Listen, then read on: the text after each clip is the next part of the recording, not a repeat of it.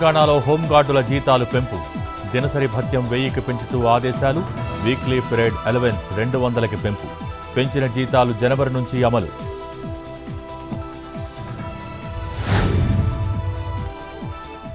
Drugs కేసులో శిక్షలు చాలా తక్కువగా పడుతున్నాయి. 4-5 ఏళ్ల తర్వాత కేసులు వీగిపోతున్నాయన్న సీఎం రేవంత్. విచారణ కోసం ప్రత్యేక కోర్టులు ఏర్పాటు చేస్తామని వెల్లడి.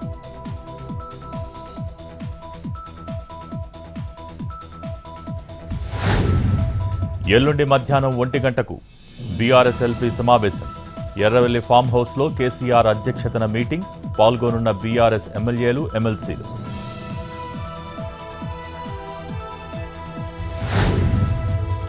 టెక్నాలజీ సమర్థంగా వినియోగించుకోవాలన్న చంద్రబాబు. భావితరాలకు సాంకేతికత అందించాలి అన్నదే ఆలోచన అన్న సీఎం. ప్రతి ఇంటి నుంచి ఒక ఎంటర్‌ప్రెన్యూర్ రావాలన్నది లక్ష్యమని కామెంట్. విజన్ 2047 కోసం అంతా కలిసి పనిచేయాలని పిలుపు.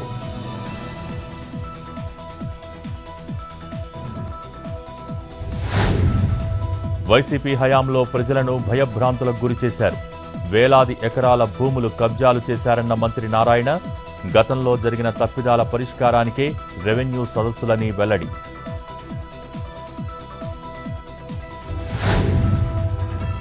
ఎన్ని సీట్లు ఏర్పాటు చేస్తారన్న అంబటి. లడ్డూపై సీట్, గంజాయిపై ఈగల్ అన్నారన్న మాజీ మంత్రి. రైస్పై సీట్ కూడా ప్రచారం కోసమే అని ఎద్దేవా.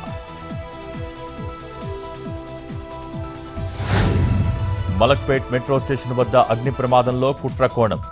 గుర్తు తెలియని వ్యక్తులు నిప్పు పెట్టినట్టుగా గుర్తింపు.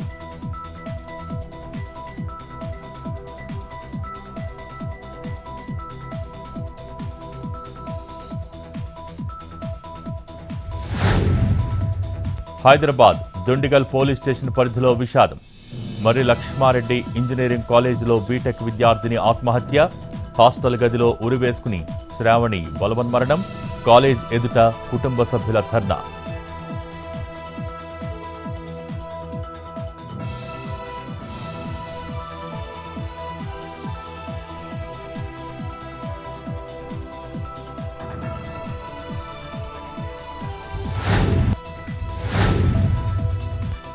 పంజాబ్ రైతులను ప్రధాని మోడీ చర్చలకు పిలవాలి. ఈ విషయంలో జాప్యం వద్దన్న కాంగ్రెస్ ఎంపీ రణదీప్ సింగ్ సుర్జేవాలా. మంత్రివర్గ సమావేశంలో కీలక నిర్ణయాలు తీసుకున్నాం. జార్ఖండ్కు దిశానిర్దేశం చేసేందుకు రోడ్ మ్యాప్ సిద్ధం చేస్తామన్న హేమంత్ సోరెన్.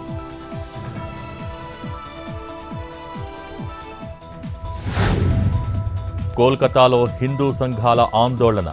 బంగ్లాదేశ్లో హిందువులపై దాడులకు వ్యతిరేకంగా నిరసన.